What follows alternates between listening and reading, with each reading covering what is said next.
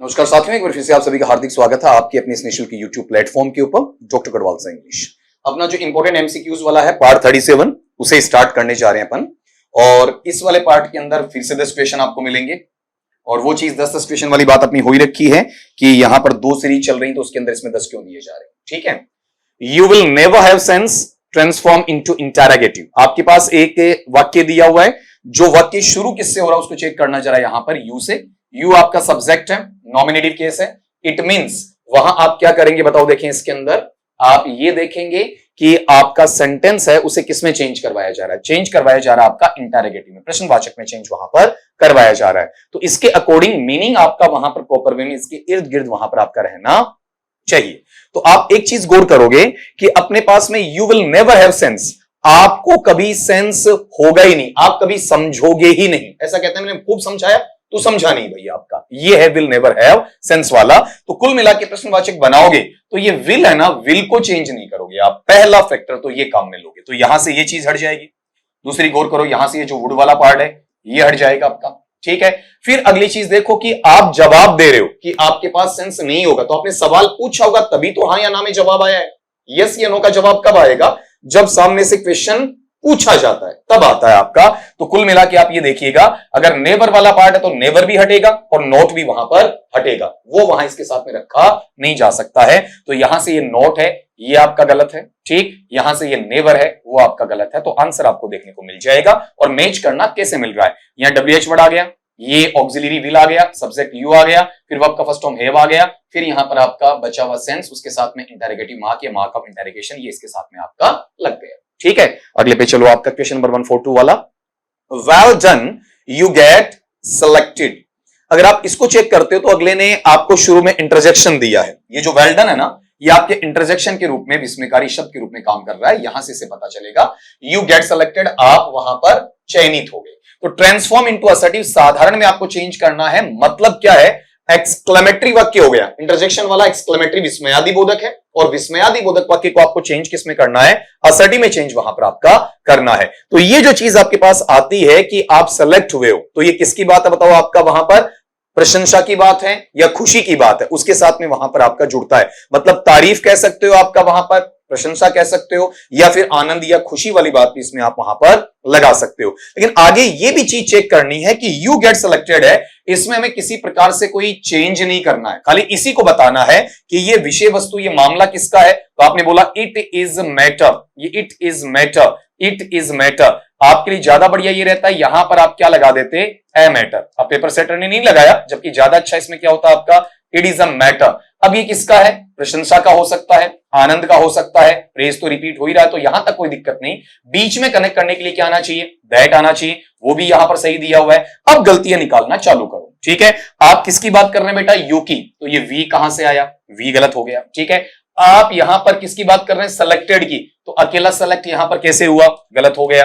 आप बात नोट की कर ही नहीं रहे, तो ये नेगेटिव आप कहां से लेकर आ गए। तो मीनिंग सेम रखने के लिए आपका सेंटेंस यू डिजाइन होता है, it is a matter of praise that you get selected. ये एक प्रशंसा का हिस्सा है, तारीफ का मामला है कि आप क्या हुए, वहां पर चयनित हुए। ठीक है, अगले पार्ट पे आओ, 143 वाला, all that I were a beauty queen, काश में एक सुंदर रानी होती, ट्रांसफॉर्म इनटू असर्टिव। आपको साधारण वाक्य में इसको वहां पर चेंज बच्चा करना है। ठीक है, तो आप ये देखो कि जो ओ दैट है, जो काश का मीनिंग आपको देता है, तो ओ दैट को अपन चेंज करते हैं आई विश में, ये लो। ठीक है, अगर ऐसा अपने पास में सेंटेंस से इंटरजेक्शन वाला पार्ट आ जाए या एक्सक्लेमेटरी आ जाए, विस्मयकारी शब्द के साथ आ जाए, विस्मयादि बोधक वाक्य आ जाता है, उसे हमें असर्टिव या साधारण में बदलना होता है। तो हम बेटा उसके अंदर क्या करेंगे बताओ? देखें, आपका उसमें ओ दैट को आई विश में लेकर जाएंगे। तो आप यहां से इजीली पकड़ोगे, अलास का पार्ट है, सीधा आई का पार्ट विश नहीं है, वाई का पार्ट, ये तीनों ही बाहर हो गए और अपनी आंसरेबल सिचुएशन ये बन गई, I wish I were a beauty queen, काश में एक सुंदर रानी होती। अगला, no one can deny that she was pretty, कोई भी इस बात से इनकार नहीं कर सकता कि वह सुंदर थी। प्रिटी का मतलब क्या होता है, सुंदर होना। ट्रांसफॉर्म इनटू असर्टिव, तो एक्चुअल में बेटा कुल मिला के पेपर सेटर को यह देखना चाहिए कि सेंटेंस तो वैसे असर्टिव है भाई जो आप लिख रहे हो। ठीक है, असर्टिव के मायने क्या होते हैं, असर्टिव के मायने होते हैं डिक्लेरेटिव से, इसे दूसरे शब्दों में अपन क्या कहते हैं, आपका डिक्लेरेटिव कहते हैं, घोषणात्मक कहते हैं, वैसे साधारण कहा जाता है। और इसके अंदर 2 टुकड़े आते हैं, एक तो कौन सा होता है जिसे आप पढ़ते हैं पॉजिटिव, या दूसरे शब्दों में आप बोलना चाहें तो इसे क्या कहते हैं आपका अफर्मेटिव। दूसरे वाला पैटर्न आप लेकर चलते हैं तो बेटा इसे क्या कहा जाता है नेगेटिव। तो आप गौर करो, ये तो सब्जेक्ट से शुरू होने वाला है, असर्टिव या डिक्लेरेटिव सब्जेक्ट से शुरू होता है, सब्जेक्ट से शुरू हो रहा है, तो दिक्कत कहां पर आ रही है। अब अगला ये कह रहा है कि इसे ट्रांसफॉर्म इनटू असर्टिव, यहां थोड़ी सी भूल हुई है महाशय से, ये जो पार्ट है असर्टिव नहीं बेटा, यहां पर ये किस में जाना चाहिए बताओ, देखिए आपका वहां पर अफर्मेटिव, इस तरीके से ऐसा पार्ट वहां पर आपका इसके साथ में जुड़ना चाहिए, ठीक है। यानी इसे नेगेटिव से अफर्मेटिव या पॉजिटिव में आपको लेकर आना, ये इसका तरीका बनेगा। तो इसका एक आसान सा तरीका मैंने आपको बता रखा है, ठीक है, कि जो अपने पास में ये कॉम्बिनेशन बैठ था, इस कॉम्बिनेशन को हमेशा याद रखो। अगर आपके पास में जैसे क्या दिया अगले ने, नौवन दिया, या फिर क्या दे दिया बेटा आपका वहां पर नौबड़ी दे दिया, ये दो शब्द दिए हैं और अगले ने इनको पॉजिटिव में चेंज करवाना चाहा है, तो नौवन वाला जो पार्ट है वो तो बेटा किस में चला जाएगा बताओ आपका वहां पर एवरीवन में, या फिर बेटा किस में चला जाएगा बताओ, देखिए आपका वहां पर एवरीबॉडी में। ये लो, बस इतना ही चेक करना है, बाकी इसमें चेक आपको वहां पर नहीं करना। तो आप देखो जरा, इसमें अपने पास यहां पर है क्या, ऐसा कुछ नहीं है, यहां ऐसा कुछ है क्या, नहीं है, दो जगह मिला, ठीक है, दो जगह में अगर आप गौर करोगे तो एक तो मिला चौथे में और एक इसमें मिला दूसरे में। अब अगली बात, यहां पर एवरीबॉडी वाला पार्ट है तो फिर साथ में क्या दे दिया बताओ आपका, नोट दे दिया आपका, ठीक है। तो ये तो अपने साथ में नेगेटिव शेड लेकर ही नहीं आता है, तो ये गलत हो गया। तो अपने पास आंसर बचा ये वाला, एवरीबॉडी एडमिट्स, प्रत्येक व्यक्ति इस चीज को स्वीकार करता, मानता है दैट शी वाज प्रिटी, कि वो काफी सुंदर थी। इस तरीके से डीलिंग इसकी आ गई, ठीक है। अगले पार्ट पे चले, आपका question number 145, what a nice picture, कितनी अच्छी तस्वीर है, ठीक। ये एक्सक्लेमेटरी है आपका, विस्मयादि बोधक वाक्य है, विस्मयादि बोधक वाक्य को आपको वहां पर चेंज करना है। तो आप ये देखो, इसमें सब्जेक्ट पहले चाहिए, तो सब्जेक्ट या तो बनाओ पिक्चर को, तो द पिक्चर बनना चाहिए, वो तो मेरे पास ऑप्शन में है नहीं, तो पिक्चर का मैं प्रोनाउन लेकर आऊंगा, और पिक्चर का अगर मैं प्रोनाउन बनाता हूं तो प्रोनाउन क्या बनेगा वहां पर आपका इट बनेगा। आप बाकी चारों में चेक करें तो इट इट इट आ गया। अब आपको इसमें मानना क्या है, इजमार मानना है, तो इजमार सब में आपको मिलेगा। प्रेजेंट टाइम मानोगे ना आपका, तो प्रेजेंट टाइम में इज। अब ये पॉजिटिव है तो पॉजिटिव का मतलब नेगेटिव थोड़ी बनाओगे, आपको तो वहां पर अफर्मेटिव सेंस में लेकर जाना है, ठीक है। फिर अगली चीज यहां पर यह है कि व्हाट ए नाइस पिक्चर में कोई जॉय, खुशी वाली बात नहीं है, बल्कि सरप्राइज हो रहे हो कि यार इतनी शानदार तस्वीर, इतनी अच्छी तस्वीर कैसे हो सकती है, ठीक है। तो यहां पर ये जो मैटर ऑफ जॉय वाला पार्ट आता है, ये तो तब आता है जब आप यहां क्या लगाते हैं आपका ब्रेवो वगैरह, ठीक है, आप वहां पर कुछ हुर्रा वगैरह, हुर्रे वगैरह ऐसा इंटरजेक्शन लेते, तब ये मैटर ऑफ जॉय वहां पर आता। फिर पिक्चर है तो पिक्चर को आप सीन से रिप्लेस नहीं कर सकते। अब एक एक वर्ड को यहां से चेक करो, it is a nice, picture का नाइस ले लिया, वोट हटाया, तो ये मैंने नरेशन में अलग से पढ़ा भी रखा है आपका, वोट हटाते वेरी, ग्रेट या नाइस, इस तरीके से इसमें डीलिंग आपकी वहां पर करवाई जा सकती है, ठीक है। तो यहां पर आंसरेबल सिचुएशन आपकी ये रही। क्वेश्चन नंबर 146 लो आपका, आई wish I had wings of A Dove, काश मेरे पास में फाख्ता नामक जो पक्षी होता है, भारत में आप जिसे कमेडी बोलते हैं, इस जैसा एक पक्षी है फाख्ता, उसके पंख होते, मतलब फाख्ता के कितने मुलायम पंख होते हैं, उस प्रकार से मेरे पंख होते। यहां अगला हमें किसको दे रहा बताओ आपका, आई विश आई। इसी पेपर सेटर ने क्या किया, इसको उल्टा पूछ लिया। ये जो क्वेश्चंस आ रहे हैं, एक जगह आपने देखा ओ दैट था, तो ओ दैट को आपने किस में चेंज किया, आई विश में। तो अब आप आराम से समझ सकते हैं कि मेरे पास में क्या दिया जा रहा है बताओ आपका, आई विश दिया जा रहा है, तो आई विश ऑटोमेटिकली किस में चला जाएगा, ओ दैट में। ये लो, अभी आपने सीखा है, पीछे अगर आपको लगे याद नहीं है तो पीछे वाले क्वेश्चन पे बैक चले जाओ वीडियो के अंदर, आपका इजीली पता चलेगा कि मैंने वहां पर क्या समझाया आपको। अगले पार्ट पे आओ, 147, यहां read the poem carefully and answer the following questions. Question number 147 to 150 आपका यहां गौर करना, 4 सवाल दिए हैं, तो इसमें पोइट्री, एक पोएम आपको दी जाती है, ज्यादा लेंथी पोएम नहीं दी जाती है, उस पोइट्री के माध्यम से आपको यह बताया जाता है कि भाई आप इसे अप्रिशिएट करो, ढंग से एक बार देखो 1-2 मिनट, और फिर इससे जुड़े हुए सवाल हैं वो आपको वहां पर करने हैं, ठीक है। तो आप गौर करना, इसमें ये जो पार्ट लिखा हुआ है तो उसमें बहुत ज्यादा आप डेप्थ में मत जाना, अगर ऐसा आ जाए ये टाइम काफी खराब हो जाता है, आप 15, 20, 25, 30 ऐसा वहां टाइम लगा दो तो इतना टाइम वहां पर है ही नहीं आपका, 1-2 मिनट 3 मिनट के अंदर अंदर इस सवाल को आपको वहां पर पूरा करना होता है आपका, ठीक है। तो मैं सीधा इसमें क्वेश्चन पे ले आता हूं आपको, ठीक है, तो कितना आसानी से निकलेगा। पोइट्री अप्रिशिएशन में बच्चा डरता है, डरने की आवश्यकता नहीं, मैंने अभी पोएम नहीं पढ़ाई ना, उसके बावजूद मैं सवाल पे लेकर आया, ठीक है। अब चेक करो आपका, sessions of sweet silent thought is an example of, literary term पूछ लिया, फिगर ऑफ स्पीच पूछ लिया, लिटरेरी डिवाइस पूछ लिया, पोएटिक डिवाइस आपका वहां पर आपसे पूछ लिया।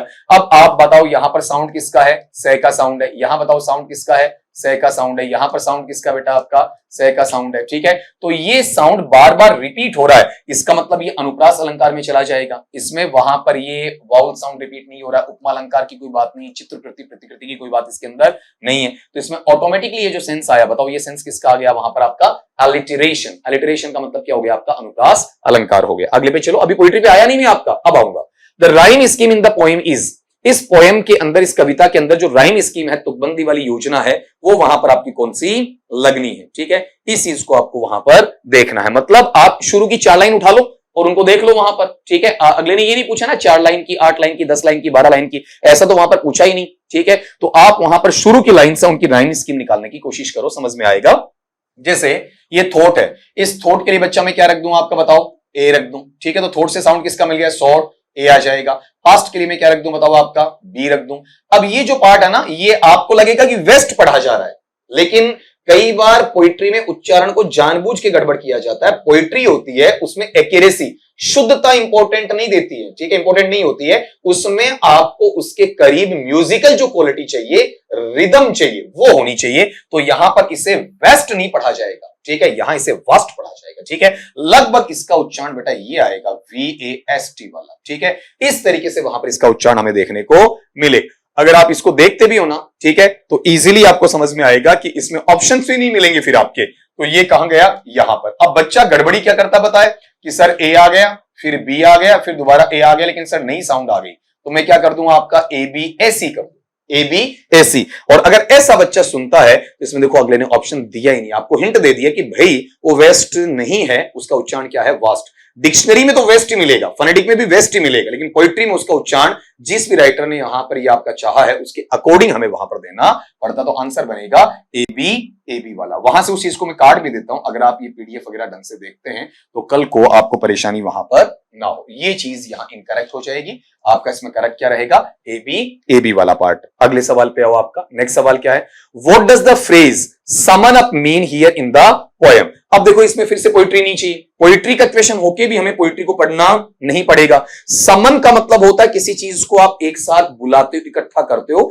एक जगह, मतलब पहले की कुछ चीजें हैं आपकी मेमोरी में है, उनको आप एक जगह लेकर आए और एक जगह लाकर आपने उसे रखा है, कलेक्ट किया है, गैदर किया है, उस पर आपने कन्फेस किया है, कुछ आपका कंसिडर किया, डिस्कशन किया, आर्ग्यूमेंट्स रखे हैं आपके वहां पर, तो एक जगह याद करके वहां पर कलेक्ट करना, वो किस में चला जाएगा बताओ आपका, वहां पर समन अप में चला जाएगा। तो यहां पर समन अप का मतलब पुरानी चीजों को क्या करना बेटा आपका, याद रखना। ये फ्रेजल वर्ब कहलाती है। तो यहां पर भी अभी आपने 3 सवाल निकाले, 3 में से एक सवाल ऐसा है जहां पर मुझे पोइट्री पे जाना पड़ा, लेकिन पोइट्री को पूरा पढ़ना नहीं पड़ा, ठीक है। ये गौर करना आपका कि पोइट्री एप्रिसिएशन कैसे किया जाता है।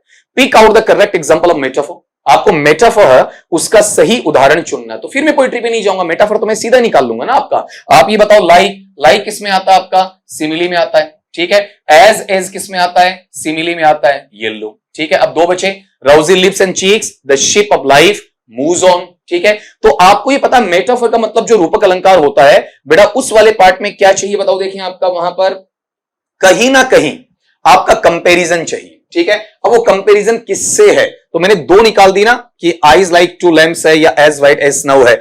अब यहां चेक करना, द शिप ऑफ लाइफ, जीवन का जहाज, ठीक है, और रोजी लिप्स एंड चीक्स मतलब गुलाबी होठ और आपके गुलाबी गाल, ऐसा वहां बोला हुआ है। तो ये लाइंस जो जहां आपको दी हुई हैं उनको एक बार चेक करना। क्या बोला है, when to the sessions of sweet silent thought I summon up remembrance. देखो समन अप का एग्जांपल यहां मिल रहा है। Out things past I sigh the lack of many a thing I sought and with old woes new wail my dear times waste then I can drown an eye unused to flow for precious friends bid in death's deathless night and weep afresh love's long since cancelled woo and moon the expense of many a vanished sight। यहां पर आप देखोगे तो paper setter ने जो सवाल पूछा है उस सवाल के अंदर वहां शामिल क्या कर लिया पता है आपका, वहां पर शामिल क्या कर लिया 150, लेकिन उसका हिंट हमें वहां पर दिया ही नहीं। तो ये तो गड़बड़ी मानेंगे ना अगले की, ठीक है। लेकिन चलो अपन इस गड़बड़ी को वहां पर आपका सुधार देते हैं। अब इसमें आपको चेक क्या करना है कि यहां पर आपने बोला है कौन सा, रोजी लिप्स, गुलाबी होठ और चीक्स, कहीं कोई कंपैरिजन देखने को नहीं मिल रहा है, ठीक। अब यहां देखना कि द शिप ऑफ लाइफ, जहाज है, जहाज किसका है, जीवन का जहाज है, तो आपने ये गौर किया होगा कि जीवन का कंपैरिजन किससे जा रहा है, बताओ, आपका शिप से जा रहा है। एक अपने पास में x है, एक बेटा अपने पास में वहां पर क्या है, आपका y है, ठीक है।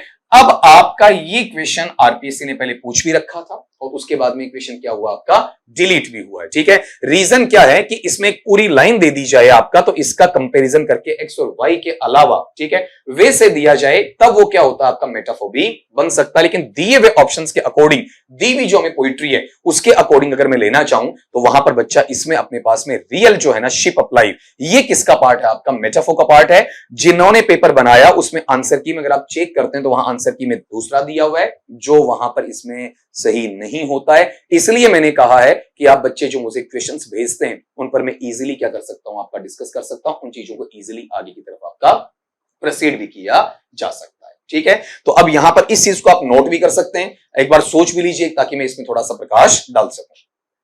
अगर इसको अपन देखते हैं तो पेपर सेटर ने जो गलती अपने पास में की है बेटा, वो गलती ये की है कि उसने दो चीजें दे दी। जैसे मान लो कि मैं ये कहूं कि इसको मैं मेटाफोर क्यों नहीं मान सकता, मेटाफोर तो होना चाहिए आपका।